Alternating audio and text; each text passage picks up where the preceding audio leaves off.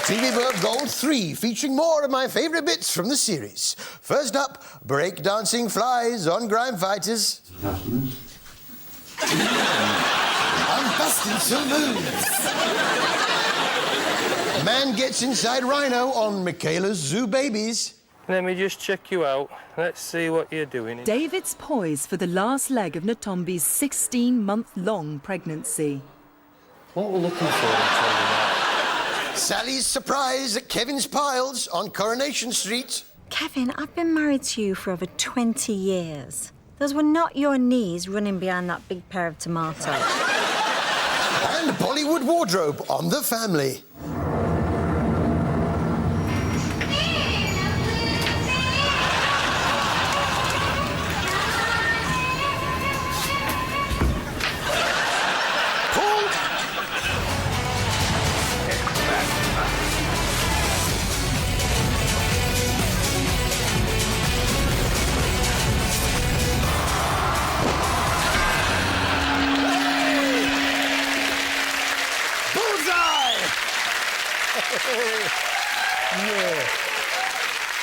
It seems to me that Dermot was a little bit confused what show he was presenting.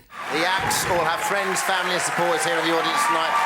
But you can hear them for everyone, but particularly the 11 remaining housemates. It's time... Housemates? Eh? Wrong show, Dermot. You don't do that one anymore. You bailed out at the right time, didn't you? And before we do anything, we've got a product recall announcement. There's a batch of black TK Maxx trousers which haven't been properly sewn up down the sides. And if worn, may cause embarrassment, right? It was great to see Cheryl Cole launch her solo career on Sunday's X Factor. Stop! What you looking at?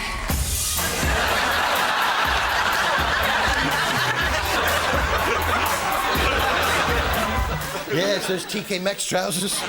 I bought a pair too. We gotta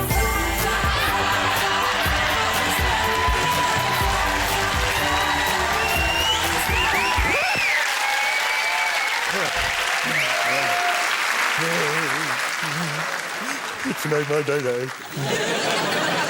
And isn't it funny how some things trigger off a thought? Lloyd's performance seemed to remind Simon that he hadn't turned the gas off. When the night has come and the land is dark and the moon is the only light we'll see. I think I left the gas on. Hold me now. And I did feel sorry for Mr. Fielding. Poor bloke. He'd had to have a tube inserted into his chest. Well, I can see you have everything under control here, so I'll leave you to finish up. Right. That's the first part done. I feel a bit like a bagpipe. Let's hope no one blows the other end, shall we?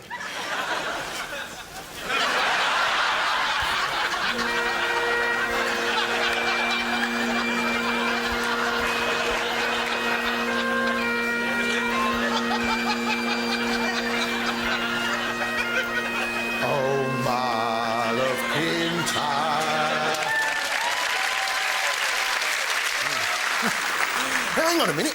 Where's that envelope I had?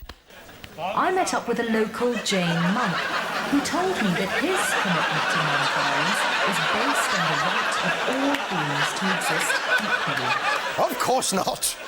No, this was The 3 Lives of Gandhi, the bald, bespectacled founder of modern India. I like Gandhi. I don't know what it is about him.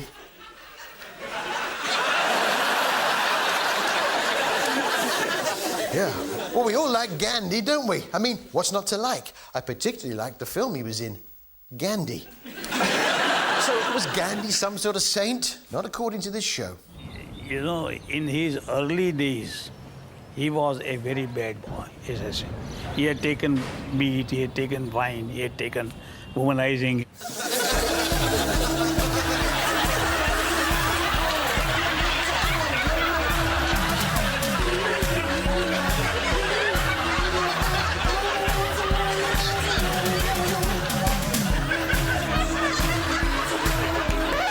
I want candy. I want candy. No, don't. Let it go, you. Isn't it a shame when you've worked hard to gain the respect and admiration of an entire nation, but there's still a few outposts where people don't seem to appreciate just who you are? My name is Paul Burrell, and I used to look after the Queen of England and Princess Diana. Are we bothered? Yes, it's Australian Princess, and let's waste no time in catching up with everyone's favourite Aussie princess, Kylie. Booby. Paul said that of our next girl, the lights are on and nobody's home. But our judges all agreed that she did very well at the press conference and delivered her speech from the heart. Kylie, congratulations. But who really cares if somebody's home or not? Like, it's no big issue. You go to someone's house and they're not there, you just go to someone else's house. Yeah. What's the problem if the lights are on but nobody's home? Just go next door, right? What if I am as thick as 2 short planks? I'd just, like, buy 2 more planks and attach them to the other 2 with wood glue. What's the problem? But it's all about manners and etiquette for Paul. I think maybe he's been away from butlering for too long. I'm not sure he can remember the correct way to lay a table.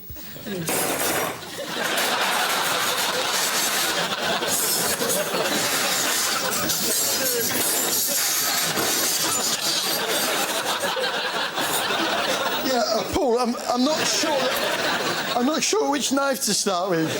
I don't think I'll need that fish knife because I'm only having the sausage and chips. It was almost as if he was malfunctioning. She chose lots of spices and sauces and crepes, and this beef is 20%. Almost as if he was some sort of Dalek. Clean the silver. Clean it. Now. Clean it. Clean it. It's the Paul Burrell Dalek!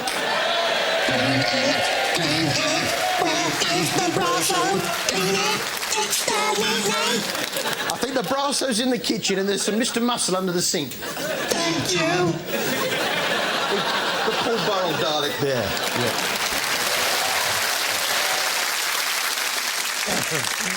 Restaurant in our living room now, where Peter and Duncan were planning a specially African-themed evening. So, let's have a look at the food. I found something in my food. I don't know what it is, but it's meant to be a vegetarian pancake, and it's kind of hard and...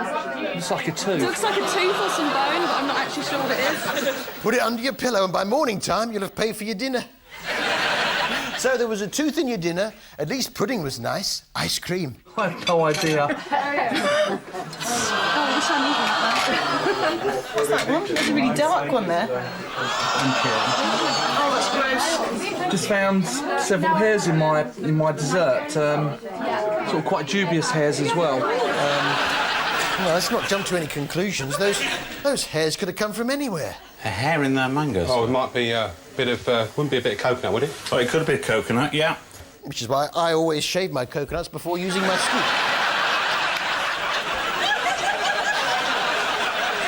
The food wasn't much cop. Let's see if they can salvage the night with the African-themed entertainment. Someone spray the Lord Kumbaya. Someone spray the Lord Kumbaya. Someone spray the Lord Kumbaya. Oh Lord Kumbaya. I'm afraid it's a no from me. Across town in Bristol, Wayne and Tessa toil to present a restaurant in their living room, and they have an ingenious solution to their lack of tables. Fortunately, they do have permission to take the door. It's been discarded by a neighbour who's doing a bit of refurbishment. Who would think of making a table out of a door that's outside somebody's house on the street? It's mad. Yeah, it's a cool idea, that. Front door as a table. The beauty of it is, you've got a spy hole there, so you can see your feet. Which brings us to someone at the door. Someone's praying, Lord Kumbaya. I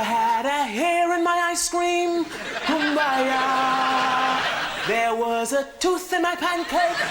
Kumbaya, oh Lord, kumbaya. Not today, thank you. Yes, thank you. Which brings us to our most insincere reaction of the week.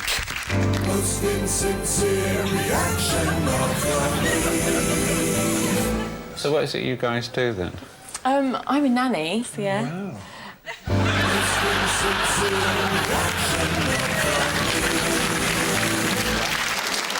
I wonder what Dean Gaffney's been up to since he appeared on TV Burp.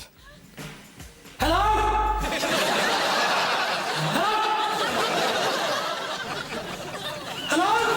It's good to be back, good to be back. Hello, hello. Yes, this was Ghost Hunting with I'm a Celebrity, which featured the stars, and I use the term lightly, of I'm a Celebrity, Get Me Out of Here. And Dean was good value because he was so easily frightened.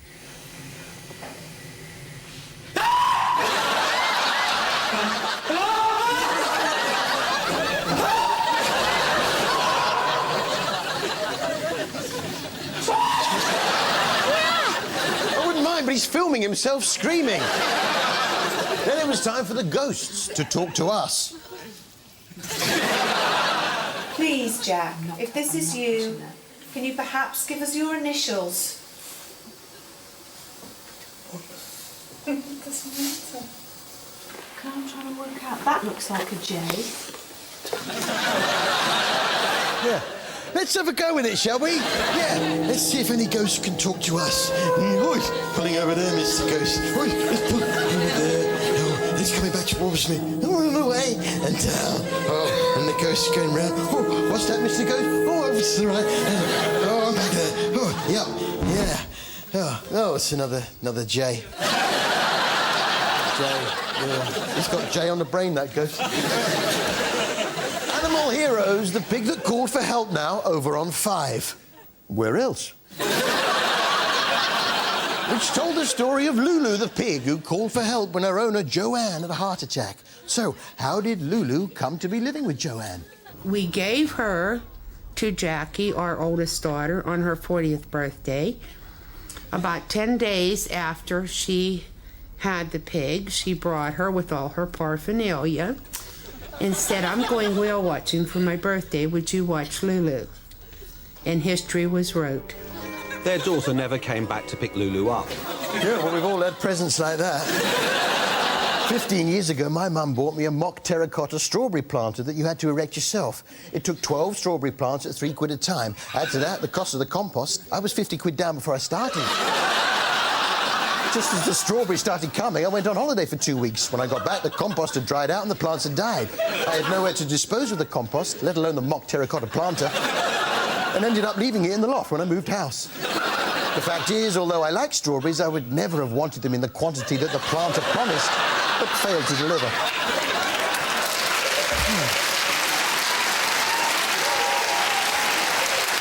So, Mrs. Joanne Olsman has a heart attack and Lulu the pig sets off to try and flag down a car. Now, pigs are very clever animals. She could do just about anything. The first time, a couple times, I couldn't figure out who turned the television on. And she would press the buttons until she got the same channel every day. Oh, not this again. You've hit the brightness. Yeah, there we are. But now you've changed channel. The worst moment on The Apprentice for me was obviously getting fired. Probably the worst moment. Can you stop that pig from fiddling with the flipping colour control?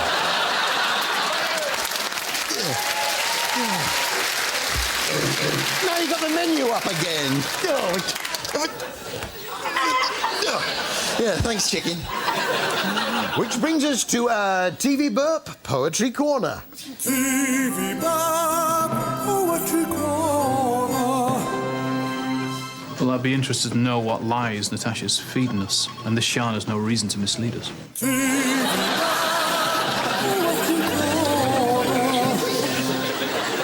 I must say I am enjoying the new series of Time Team, the show in which they dig up fields to try and find old things. This week they were up in Cobley in Gloucestershire, and the geophysics looked very promising. Now, on the earlier geophysics, what we thought we had was a range of rooms going across here and perhaps a wing coming up here and a wing coming up here. So that's where Phil's mosaic is, and that's where Bridges' back wall is. But this, in colour here, this is John's new resistivity, and can you see these big anomalies here? What are you talking about? Just looks like your printer's run out of ink. I sometimes wonder whether the Time team has been infiltrated by people pretending to be experts. Whoa. What's the thing of that, then? Looks like a turkey Twizzler. Can I see your qualifications, please? He's off his rocker. I expect my experts to be a bit more upper class. Any finds? Well, yep, we've got some really nice. Wow, look at that beautiful piece of moulded terracotta. What on earth is it, though? Beak off a giant terracotta parrot? Well, it's probably part of an acroteria. Yeah, I was going to say that. When I looked at it, I thought it was a bit beaky. And if you look at the geophys, there's several areas here. If you join them up, that looks like that. You bring that up along there. Looks a bit like a parrot. But that's why I said it. I think Tony Robinson summed it up best. In terms of chronology, what we need to find out is, when was the building constructed? How long did it stay in use? When was it demolished? Those are really important questions. That's very comprehensive and really cogent, but I have to admit, there's a tiny little bit of me that's thinking, so what? Yeah, so what? Casualty now, and how do you know when you've got your patient upside down? Let's get him out of here. Do they smell of faeces, these burps? Actually, they do. Yeah, he's upside down, love. Hence the rather broad grin and goatee beard. But the highlight for me was a guest appearance from Russ Abbott, although in a straight role. Once a comic, always a comic. You should have seen his heart attack.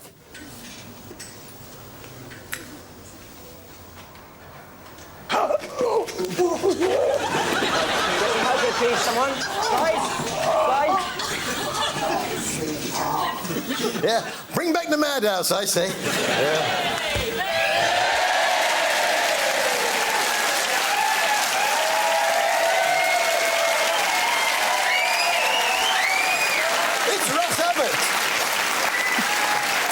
How's the heart, Russ? Oh, much better, thanks, yes. Oh, hang on, no, I'm having a twinge.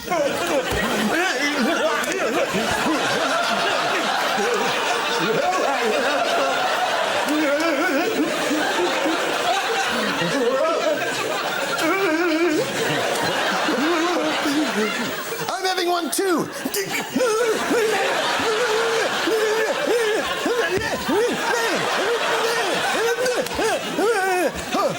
It's okay, I'm feeling better.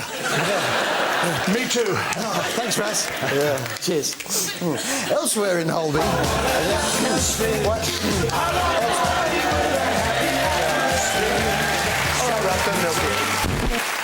It was in the top 10. My heart attack was funnier than yours. I wonder how my two brothers Gary and Barry Hill, who work for Thames Water, are getting on.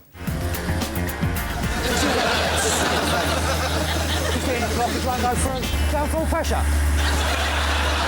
Yeah, working hard. This was Grime Fighters, which is the same as the BBC's Life of Grime, only with ad breaks. It's a heady mix of sewage work and infestation, like this rat problem faced by Verminator Dave in Gloucester. We'll pop some traps in. So we'll give them a little bit of an enticement. What do you put on there? What's that? It's chocolate spread. I'd do anything for $1 for chocolate spread. This week, the Grime Fighters were round at a fish and chip shop where a murder had been committed in the salad drawer of the fridge. OK, so that's a bit concerning. It looks like we've kind of got some potentially dried blood. Now, rather alarmingly, there's a cucumber. Yes, it's wrapped, sort of lying in the blood. Dead cucumber lying in a pool of blood. Might not have been a murder. That cucumber might have had some sort of clotting disorder. Oh, yeah. Where the slightest rough handling might cause it to bleed. But it's not good for the restaurant, is it? Cucumber in a pool of blood in the fridge. Not good hygiene. So I imagine the Grime Fighters would come down on that pretty hard. So what's the penalty? Slap on a fine? Close it down for a while? Because it's quite a major cause of food poisoning, and because of the risk there, I'm actually going to ask them to chuck that in the bin. Chuck it in the bin? What a waste! Let's have a look.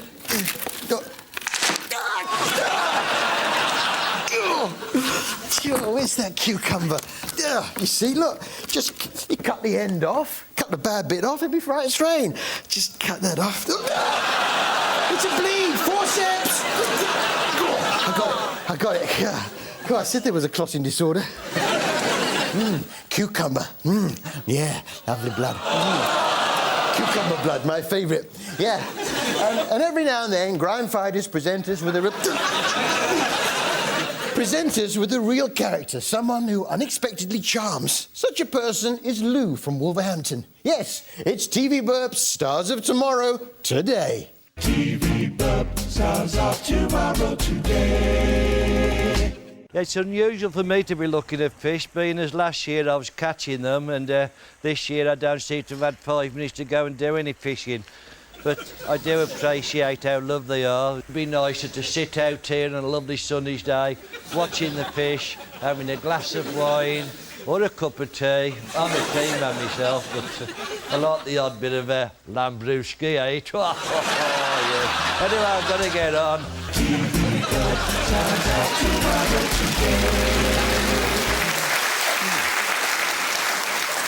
Previously on Grime Fighters, I was surprised to see a sausage trying to escape from a hot dog stand. If you look down in here,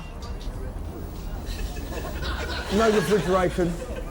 The sausage is just loose, open to the elements. Escaped sausage!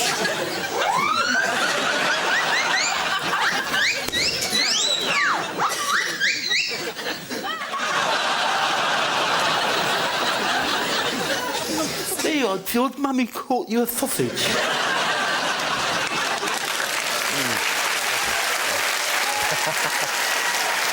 Emmerdale now. And it was nice to see Prince Charles and a lady friend booking in for the night at the B&B. Mr. and Mrs. Wicker, you're not leaving us already, are you? Don't tell Camilla. Looks like he's up to his old tricks. Only kidding. Their marriage is strong. I must say, Terry has managed to keep his figure after having little TJ. No mean feat. Terry's kept that lovely hourglass figure. Oh, yeah. No, don't explain, Eric. It's just his dirty mind. Four. Hey, lads. Hang on a minute. Can you smell burning? Ashley? I thought it was you ringing that bell. What's going on? The church is on fire! The church is on fire! Look, Ashley! The church is on fire! Don't panic! The church is on fire! It's on fire! The church is on fire! And yes, Laurel's trapped inside, which gave her a chance to do a Stan Laurel impression. No, I'm turning on the light! I'm coming! I'm sorry, Ollie. Now, I wonder where the knitted character has been this week. Oh, hello? What? Emmerdale? He went to Emmerdale? But... Ashley's in there! The church is on fire! And the knitted character's in there! No! I can't! Take your feet! Knitted character! Hurry!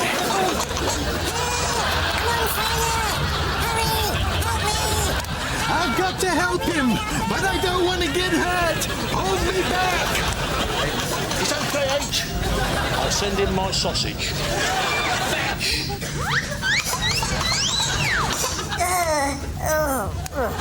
Hurry, Mr. Sausage. He might get hit by a piece of falling timber.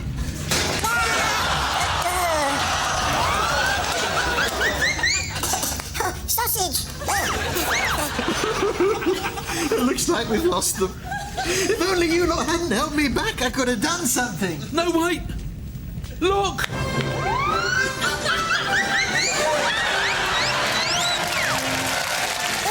Thank you, sausage. He's alive! He's alive! And my sausage. It's done for a tea. He's a jolly good meeting, for he's a jolly good meeting, for he's a jolly good meeting. And so say all of us.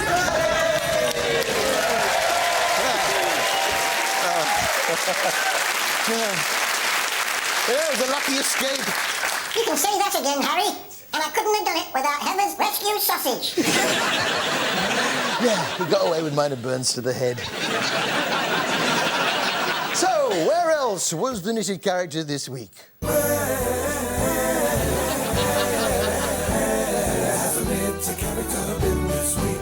Here's our next letters round. Brian, it's your choice. A constant, please, Rachel. Thank you, Brian. S. And another one. B. And another one. K.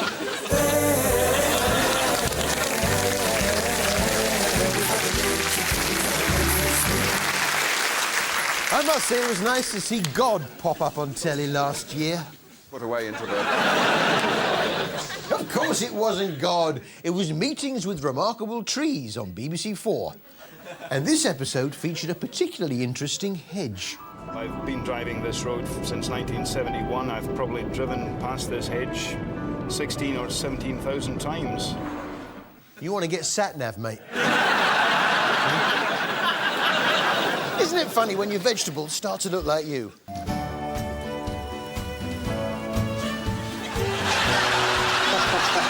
Hello. Yeah, it's River Cottage with everyone's favourite farmer, Hugh Fernley-Whittingstall. And I was interested to see that to keep track of his cows, he makes them all carry a mobile phone. My pedigree organic North Devon ruby red cow, number 3600064. 600064. Hello, is that Hugh's cow? Hugh was busy making dinner, and I wonder what's for pudding. Oh, look at that. Maybe I'll wait and see what Hugh thinks first. I have to say, I've rarely felt greedier.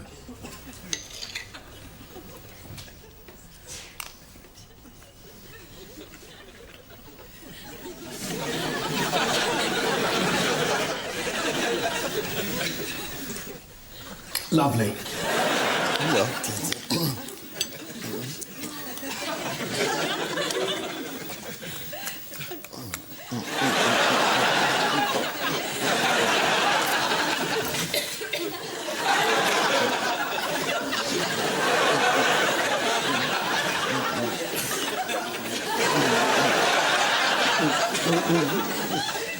Don't like it. Yeah.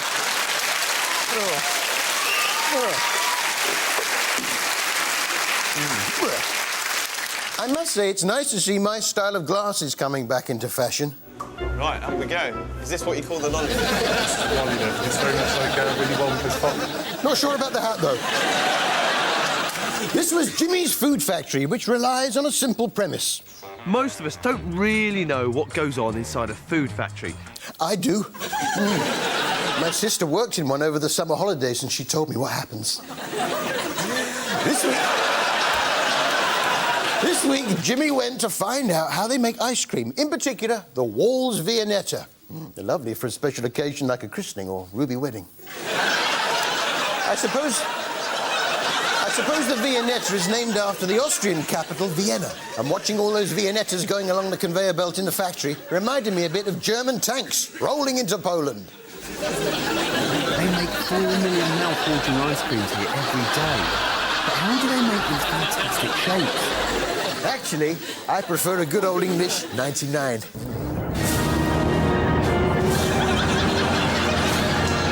It's the Germans!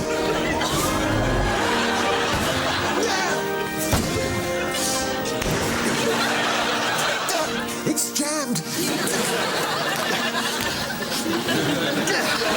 Take that. No, it's no use. I need reinforcements.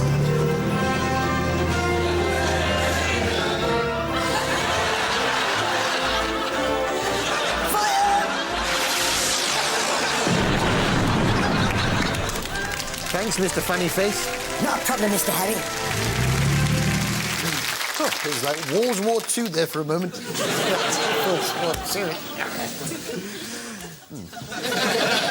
One thing I learned from this show is where milk comes from. And there's no putting one past Jimmy. Hey, that's not milk, is it? No. It's lemonade. And round the corner, chocolate's made.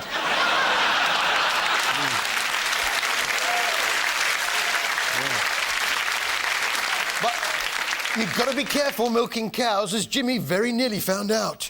Now, when you're getting the cow, you're plugging the cow into the milking machine, you forget how close you are to the other cow's backside, because your head's in here, you look up, there's a bum right above you.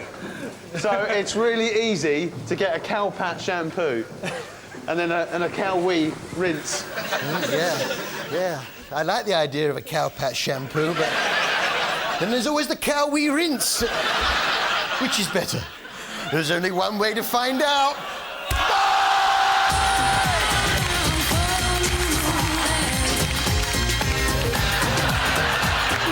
That's odd.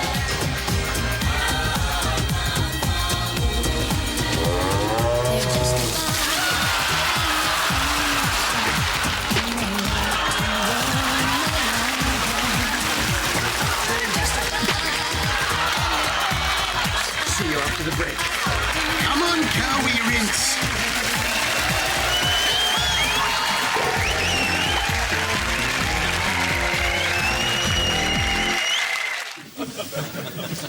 Yeah, make it come alive, don't I?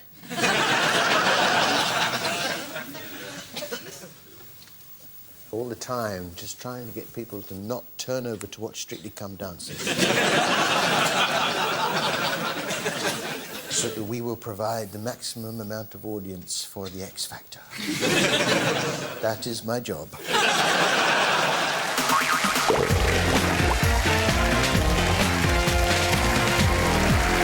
Welcome back to TV Burp Gold 3. Failed bikini wax on the bill. Are you the policeman from the park?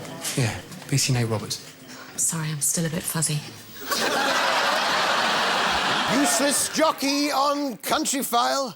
Well, you know, what you do, you see the horses at the sales, and you see what kind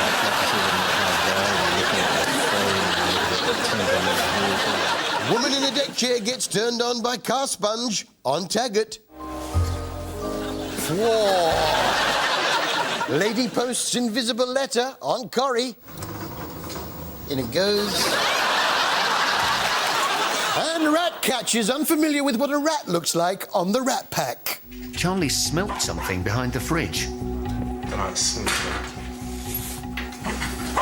Yeah, I've got a dead rat. All right, get him out. Don't touch it.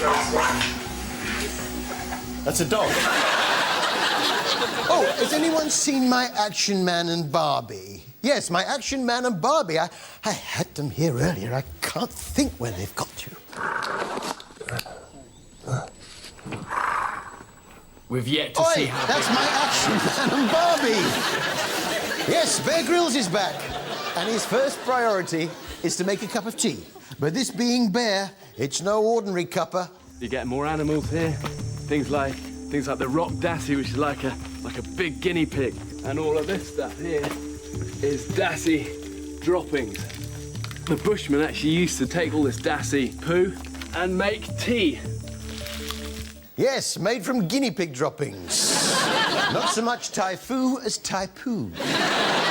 Still, let's give it a chance.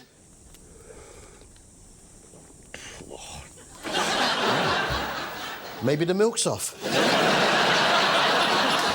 So, that's the drink. What would go nicely with that? I'm not going to need to eat for a week after this. Cup of Thai poo tea and a maggot. I imagine it must be difficult to describe what a maggot tastes like. I mean, all you can do, surely, is just draw on your own personal experience. It's like if all your friends got all their bogies together, squeeze them inside a sausage, and then you put that in your mouth. Yeah, which public school did you go to again? At least he's getting nourishment. I'm beginning to think that that was one bug too many, and I'm soon feeling ill. Within hours, I've got diarrhea. I knew that milk was off. But with diarrhea, Bear has got to get some fresh water to avoid dehydration. Unfortunately, the only water around is all muddy. Don't worry, Bear's got a way of filtering the big bits out. One way I can clean the water is just to improvise something out of my rucksack. You know, I've used my socks before, even underpants. Yeah, using your pants to sieve your drinking water. I think if you've got diarrhea and you're drinking water that's been through your pants, that's pretty much the definition of a vicious circle. Pants, diarrhea, pants, diarrhea, pants. Now, what do you do if you're driving along and something goes wrong with one of your car doors? You take out the spare door, don't you? This was Natural-Born Sellers, ITV1's answer to The Apprentice, if the question was, can you make a show that's not as good as The Apprentice? A group of salespeople competing for the chance not to work for Sir Alan Sugar. And every week, one of them is fired. This week, they were in Yorkshire. Not exactly Kent, is it? And their task this week was to sell a new kind of cleaning system. And it's all based upon a specially formulated cleaning mitt. Very small amount of cold water. So, Danny, you knew it was coming. OK, some butter on the surface. So, perfect. Don't need to use too much. Oh, it's weird, isn't it? It's really nice. Can we go a bit deeper than weird? That's a really nice feeling. It's like a soft feeling, isn't it? It's like... Can you feel it picking up, though? Yeah. You can feel It's it. a new man. It certainly works when trying to deal with that common problem of removing butter from a bin lid. Oh, yeah, my bin lid is constantly getting smeared with butter. What happens is, I go to throw the butter away, but forget to apply pressure to the pedal. The lid remains shut, and the butter ends up smeared all over the lid. In the past, I would get the big bits off with my Tesco reward card and then use some Sif and a J-cloth. But now, with this new mitt-based system, oh yeah, it comes off lovely. The only problem then is you got the butter on the mitt. So you leave the mitt out for the cat to lick off. Yes. It's a good mitt-based system, that.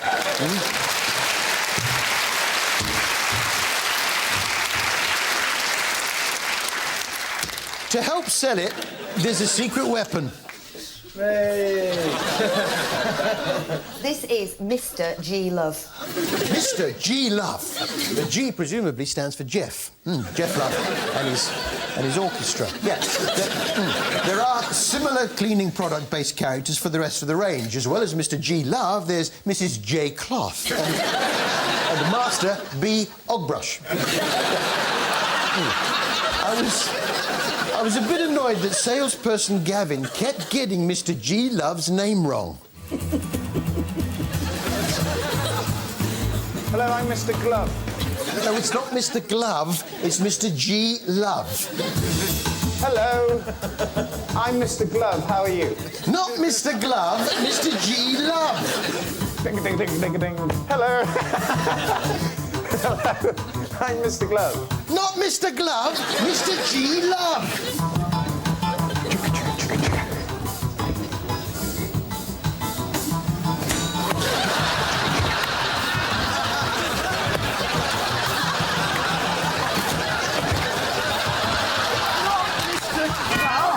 It's Mr. G. Love, you moron!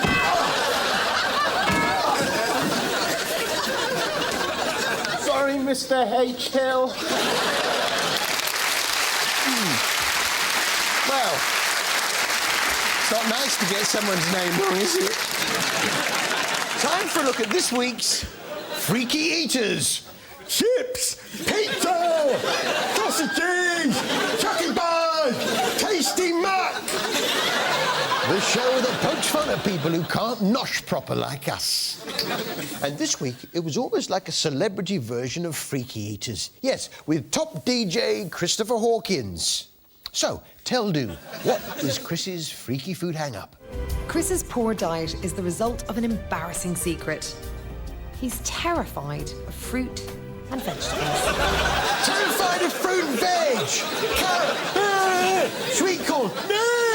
Yorkshire pudding! Yeah, go on then, I'll have some. Yeah. No, well, it sort of runs in the family, the whole phobia thing. I mean, his dad has his own hang-ups. What phobia did he have?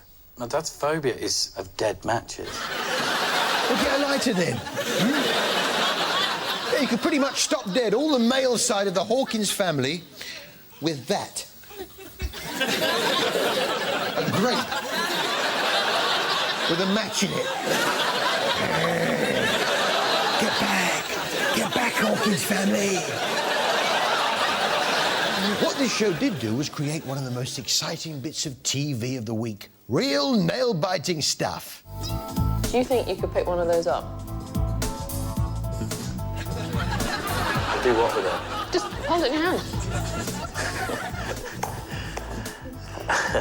I've never seen something pathetic. All we're doing right now is holding a spear of asparagus. Okay.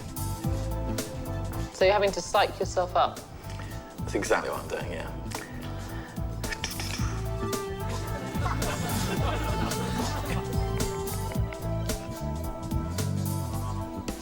He held the asparagus! He held the asparagus. He held the asparagus. He held the asparagus. He held the asparagus. He held the asparagus.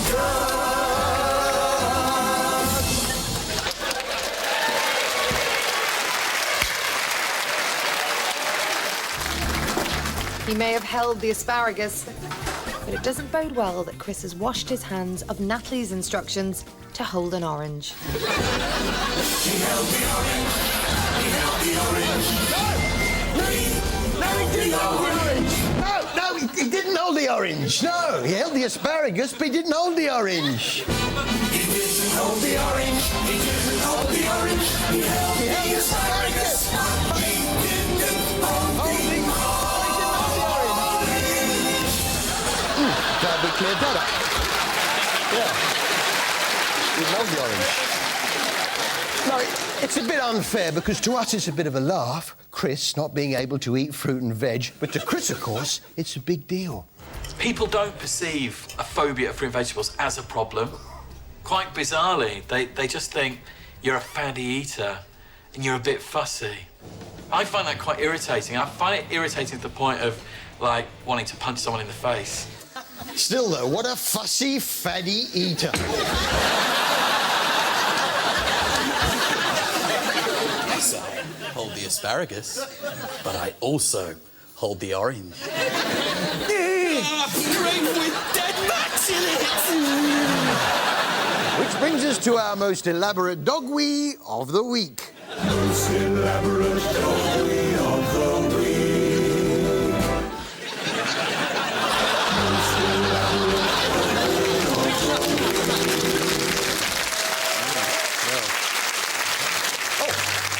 I've rented out the room upstairs to a wedding party.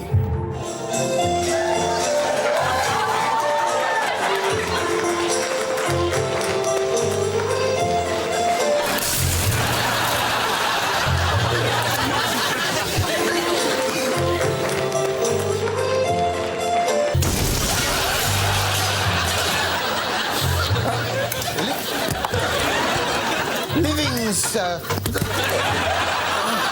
4 weddings and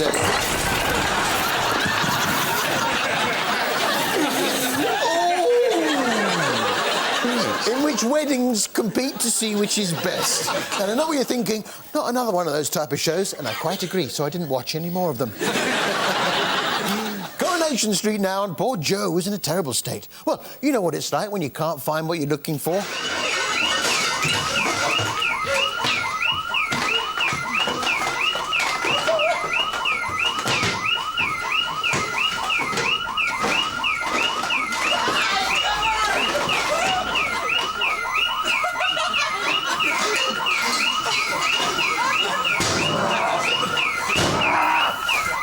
Cheers, Joe.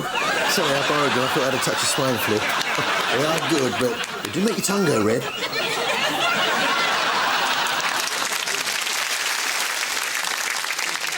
I was curious to see that Norris is able to communicate in Morse code. Oh, I say.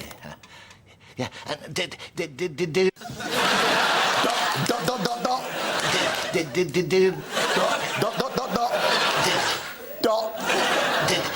dot.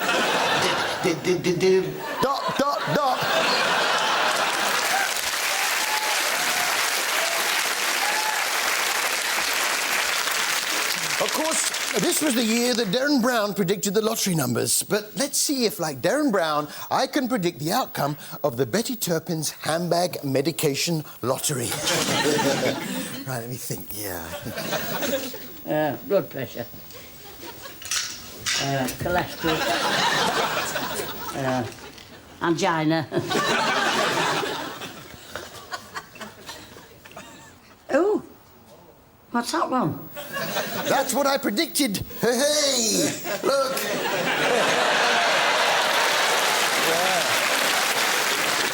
And if you're wondering how I did that, here's how. Blood pressure. Earlier in the year, I watched Coronation Street, and as Betty withdrew the items from her handbag... Angina. I wrote them down. Oh, what's that one? Then, whilst I played the clip to the viewers at home, I quickly wrote down the words on the balls using a pen. However, in my haste, I got one wrong and had to erase it. Then I spilt the Tipex all over the desk. I quickly tried to wipe it off with some Mr. Muscle in a cloth. But it still left a slight mark, so I substituted the desktop for a new one.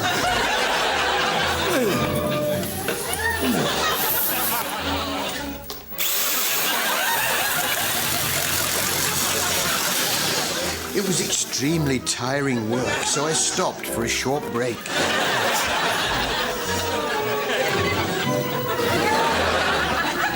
Before carrying on and finishing the new tabletop. Then, when the clip finished, I simply pretended nothing had happened. Yes, that was what I predicted.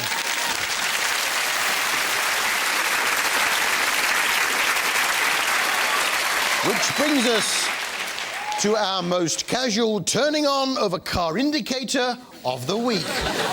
Most casual turning on of a car indicator of the week. We're going in just to get them and bring them back to the centre. It does make me angry.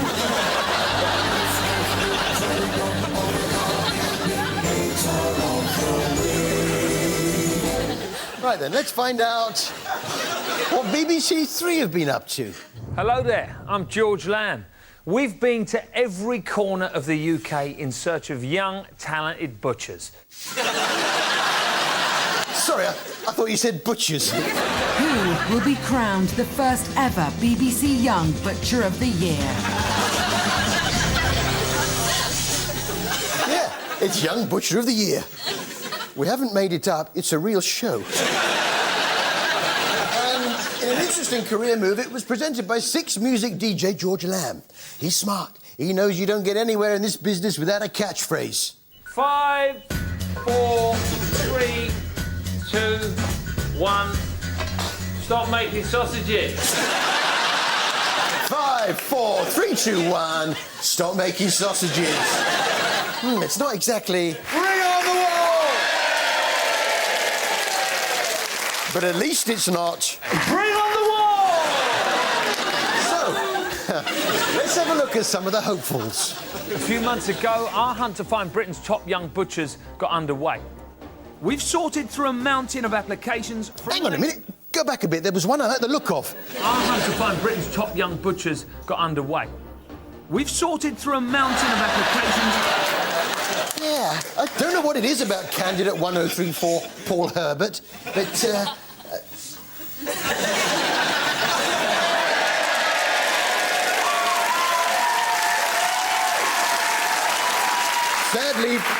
Sadly, Paul didn't get into the finals. Where do you think you went wrong, Paul? I didn't have any confidence in my sausage.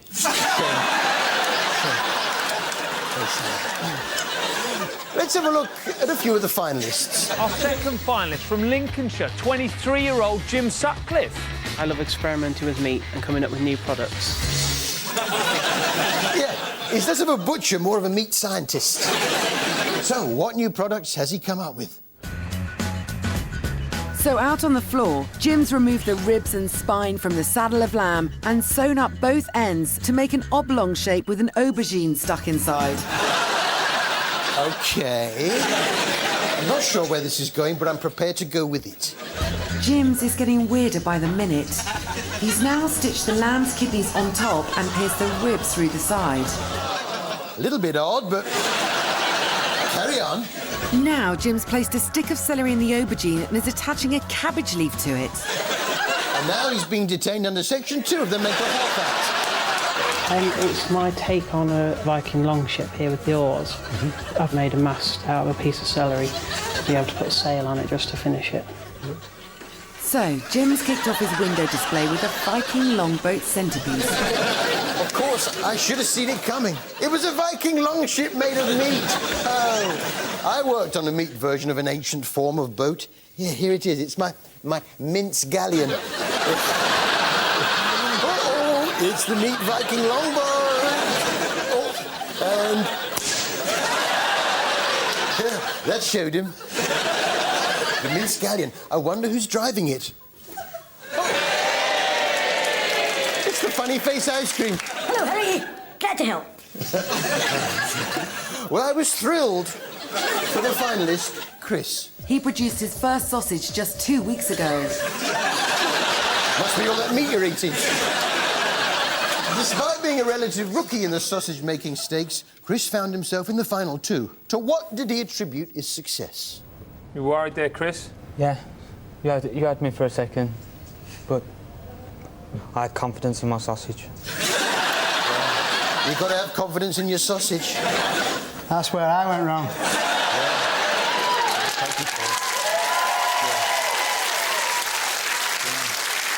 So it all came down to the tasting. Wow, sausage o'clock, guys. It's sausage o'clock. Is it? Well, the big sausage is on the 12, the little sausage is on the 9, so that's... sausage o'clock.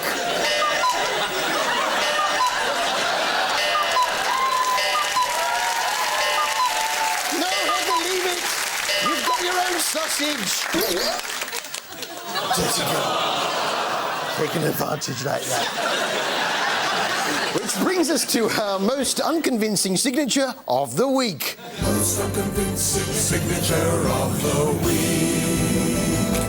It's my pleasure.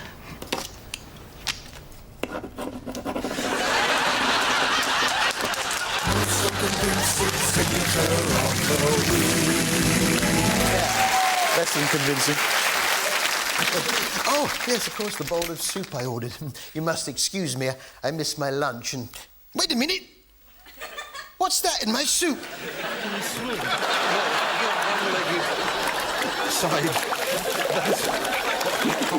Waiter, there's a fry in my soup.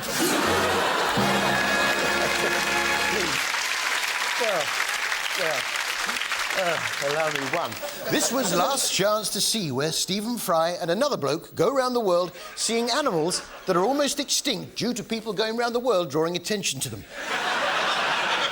First, they were after the Komodo dragon, but of course there were lots of other animals to meet along the way, such as the pangolin with its powerful claws. There he goes. There you are. They find it hard to walk because of those big claws. Of course, they have to walk with the claws. Oh, look at that. Wow. That's where the claws come in handy as well. With its powerful claws. But then we were treated to every naturalist's favourite sequence, the late-night ritual of the turtle laying its eggs on the beach. Oh, look, there they are, yes. Actually, the ranger has to get the rest of the eggs out of this nest. So where is it? There he comes. Goodness me. That's extraordinary, isn't it? It's another example of how the act of conservation is almost exactly the same as the act of poaching. isn't it? What we're doing here for good used to be done by people to take the eggs to steal them for food. Yes. Absolutely. Now you can nice, Stephen. I don't think I can eat another one. Just one more.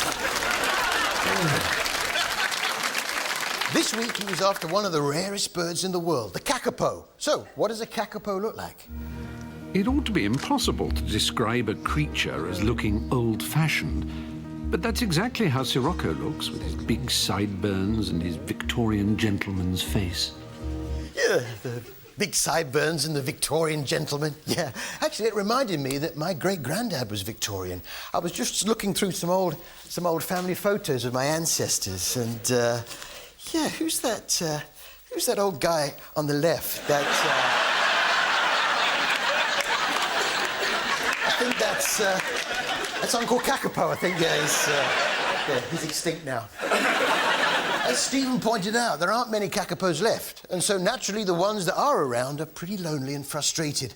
They'll pretty much mate with anything that looks a bit like a kakapo. Do you think it is he's actually attempting a sort of mating ritual?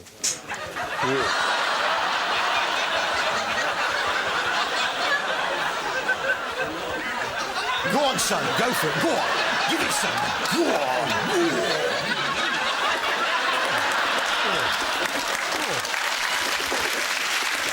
Get off me! Get off me!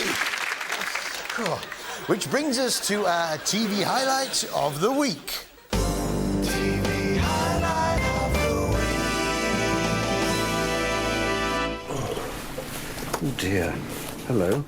It'll be dark soon. Oi. Less of it. Ouch. Oh, I see. Oh dear. Excuse me. Ow. Oh. Ow.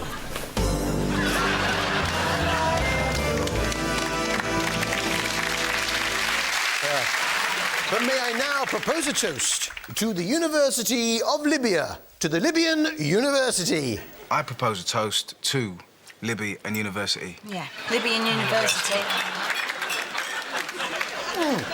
The Libyan University.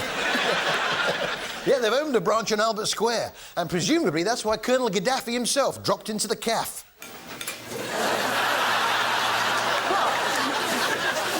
How about that? Colonel Gaddafi in the cafe.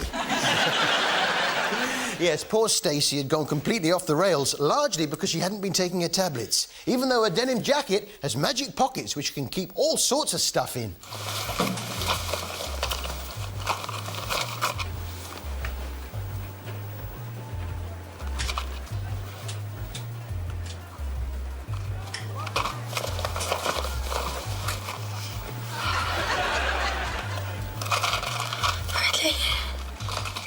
Yeah, they are deep, those pockets. Yeah, there's, here we are, there's another packet of tablets in there. And, of course, there's the bumper pack as well, you can get that in, that's in there. Of course, you can get that same stuff in liquid form. There's the 50 mils, or there's the 200... There's the 250 mils. But, of course, if you're feeling really fit up, you might want to, not yet, you might want the catering size bottle, which is... let go. Here.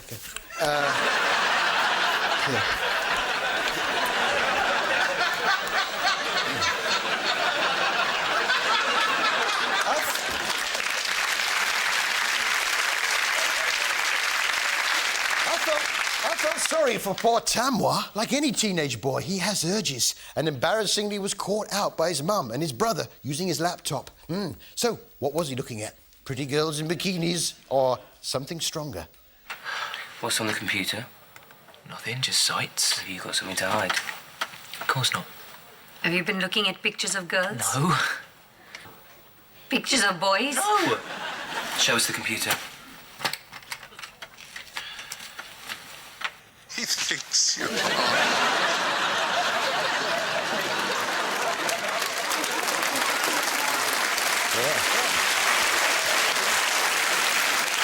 I felt sorry for poor Billy Mitchell. His constipation finally came to a head. Yes, all right. So put the bag over it and pull it loose. Then seal it up and bring it down here. Not really, no, he was trying to dislodge a wasp's nest. My mistake. Patrick seemed to be turned on by a woman's knees. Oh, the knees.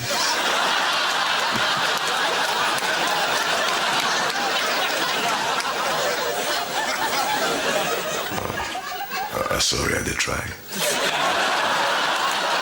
I wouldn't mind, you couldn't even see Denise. I suppose it was just the thought of Denise that got him going. Patrick! Yeah. Look, have you seen the time? It's sausage o'clock.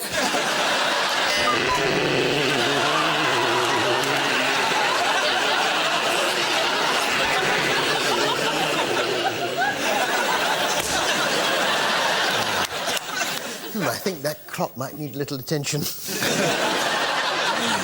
In 2009, we saw Britain's Got Talent, the show that gave us Susan Boyle, or Subo, as they call her. Actually, I fancy a bit of Subo wrestling.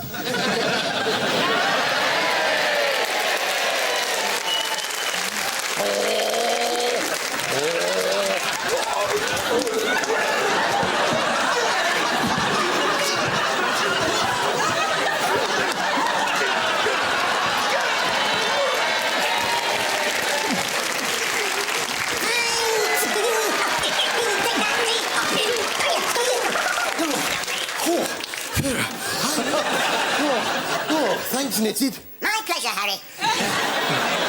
Actually, Subo and Heather, those two, they'd make a good double act. In the air, crazy horses riding everywhere. What a show, let it go up the sky, yeah. Crazy horses are the riders in you and I. Crazy horses.